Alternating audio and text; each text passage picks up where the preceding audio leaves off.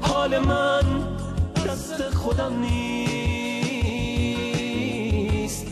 دیگه آروم نمیگیرم، دلم از کسی گرفته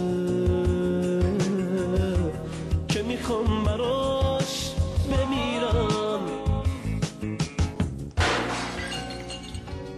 با من ازدواج میکنی؟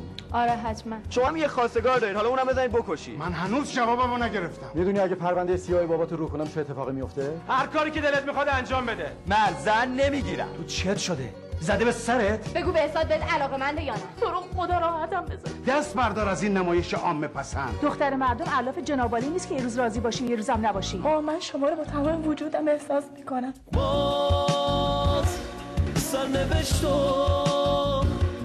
انتهای آشنایی